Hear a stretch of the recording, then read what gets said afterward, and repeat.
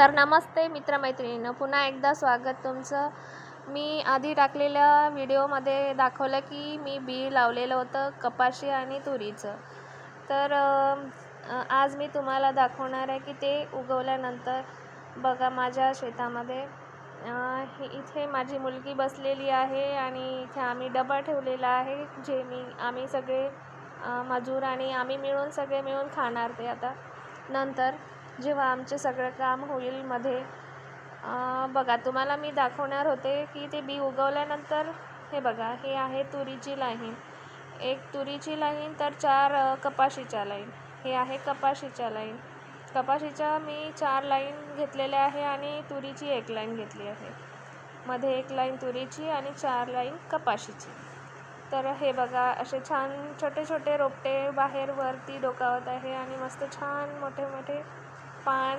हे बघा किती छान दिसते आहे. मस्त रोपं निघालेले आहे शेतामध्ये आणि तुरीचे पण झाडं मस्त झालेले आहे. हे बघा तुरीचे पण रोपं छान निघालेले आहे आणि पराठीचे सुद्धा.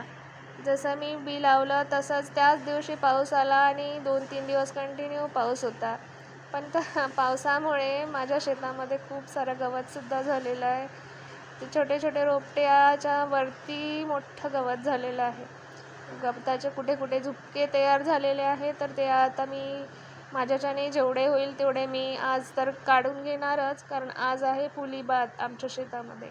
फुलीबाद म्हणजे काय, तर जे आता जिथे जिथे रोपं नसेल निघालेले, पाण्याच्या दबावामुळे दबून गेलेलं, त्या ठिकाणी आज आम्ही पुन्हा एकदा रोपं लावून घेणार.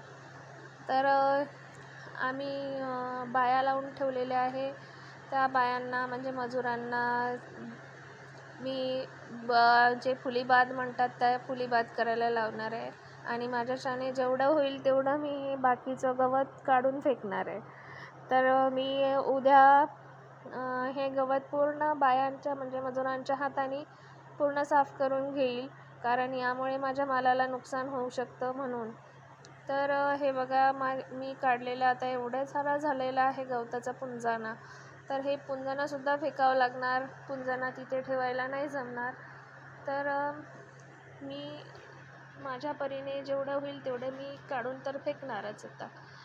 हे बघा असं शेतामध्ये थोडं थोडं कुठे कुठे जास्त गवत झालेलं आहे आणि रोपंसुद्धा सुंदर छान निघालेले आहे.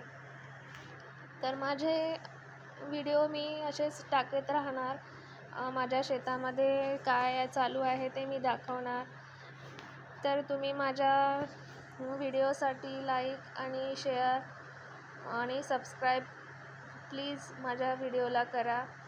तर तुम्हाला आवडलं असेल तर प्लीज लाईक आणि सबस्क्राईब जरूर करा. तर आम्ही सगळे मिळून